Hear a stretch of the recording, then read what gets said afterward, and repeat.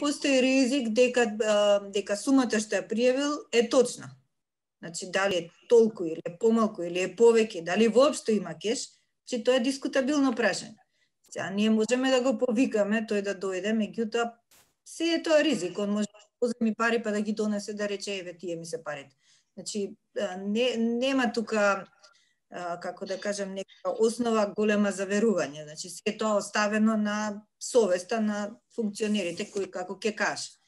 Меѓутоа пак ќе кажам дека е голем ризик, дали е точно или не, и дотолку повеќе остава простор, да речеме тој да ги нема парите, а ги пријавува дека има кеш, може да му остава простор во еден период он да се стекне со пари на некој коруптивен начин и после да рече па да, мене тие ми се пријавени пари.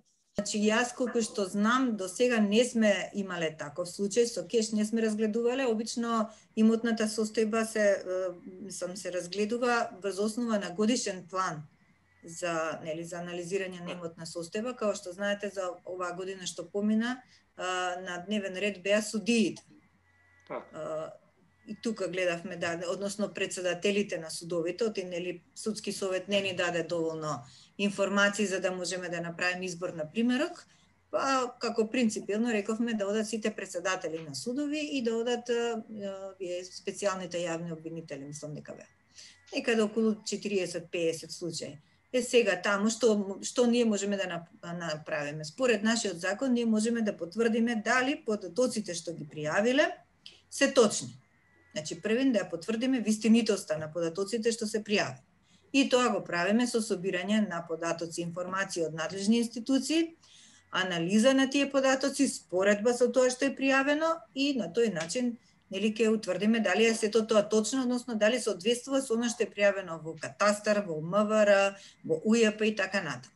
Имаше одредени недоследности, имаше непочитување на законската обврска дека на крај на секој мандат треба да се пријави на почеток на новиот, исто така треба да се поднесе анкетен лист.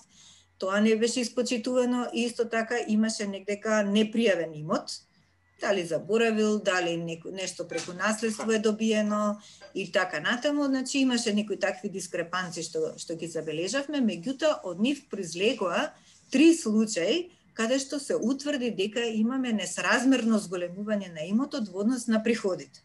Сега ние, значи, се обработуваат тие 3 случаи, се анализираат банкарските сметки, значи ние толку можеме да направиме некоја општа анализа, а понатаму тоа се проследува до финансова полиција, до управа за финансиско разузнавање, каде што има, односно институции каде што има истражители за подлабоко да ги прават тие анализи.